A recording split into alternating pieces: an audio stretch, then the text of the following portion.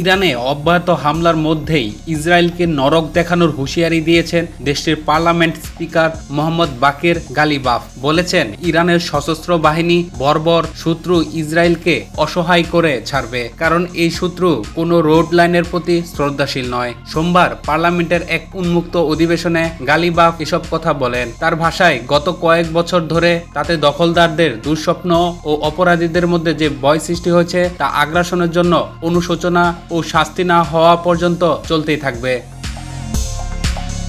তিনি আরো বলেন, ইরানি বাহিনী শত্রুকে নরক উপহার দেবে এবং বিশ্ব তাদের দুর্দশা প্রত্যক্ষ করবে। গালিবাফ জোর দিয়ে বলেন, আমাদের সবাইকে বুঝতে হবে যে আমরা এখন এক ব্যতিক্রমী পরিস্থিতির মুখোমুখি। আমাদের বর্বর শত্রু কোনো রকম নীতিগত সীমারেখা মানে না। চূড়ান্ত বিজয় নিশ্চিত, তবে এ পথ চড়াই উতরাই থাকবে, এটাই স্বাভাবিক। এমন পরিস্থিতিতে বিভিন্ন জাতিগোষ্ঠী ও মতাদর্শের ইরানি জনগণকে ঐক্যবদ্ধভাবে সশস্ত্র বাহিনীর পক্ষে দাঁড়িয়েছেন বলেও উল্লেখ করেন তিনি। স্পিকার আরো বলেন, ইসলামী বিপ্লবী গার্ড বাহিনী আইআরজিসি ও সেনাবাহিনী সর্বোচ্চ নেতা আয়াতুল্লাহ খামেনির দূরদর্শী নেতৃত্বে তাদের সামরিক ক্ষমতা ও দক্ষতা বিশ্বকে দেখিয়েছে। তারা ইসরায়েলি নিরাপত্তার মিথ ভেঙে দিয়েছে। তিনি এ সময় ঐক্যের আহ্বান জানিয়ে বলেন, শত্রুর হামলা একটি হাইব্রিড যুদ্ধের অংশ, যার কেন্দ্রে রয়েছে মনস্তাত্ত্বিক যুদ্ধ। বর্বর ইসরায়েলি শাসনের হুমকি আমাদের মধ্যে নতুন ঐক্য গড়ে তুলেছে। গালিবাফ জানান, শুক্রবার সন্ধ্যায় আইআরজিসি অপারেশন ট্রু প্রমিস 3 নামে প্রতিশোধমূলক অভিযান শুরু করে।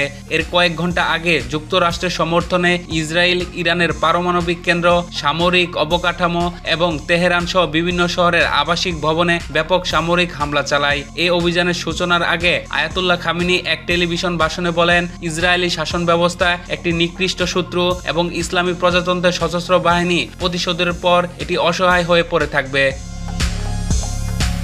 এদিকে ইরানি সংবাদ সংস্থা তাসনিম জানিয়েছে, সোমবার বিকালে ইরাক সীমান্তবর্তী ইলাম প্রদেশে মুসিয়ান শহরের পৌরসভায় ফায়ার সার্ভিস ভবনে বর্বর হামলা চালানো হয়েছে। সংবাদ সংস্থা ফার্স জানিয়েছে, ওই অঞ্চলে একটি হাসপাতালেও বোমা বর্ষণ করা হয়েছে।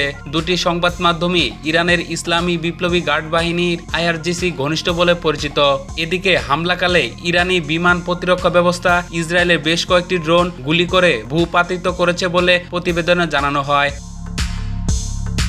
এই হামলার মধ্য দিয়ে ইরান ইসরায়েলের মধ্যকার পাল্টাপাল্টি হামলায় সংঘাত আরও চরমে পৌঁছেছে। তেহরান ও পশ্চিম ইরান জুড়ে বোমা হামলা এবং ক্ষেপণাস্ত্র হামলার দেশটির নাগরিক অবকাঠামো ক্ষতিগ্রস্ত হওয়ার খবর আন্তর্জাতিক উদ্বেগ বাড়িয়েছে। সূত্র মেহের নিউজ।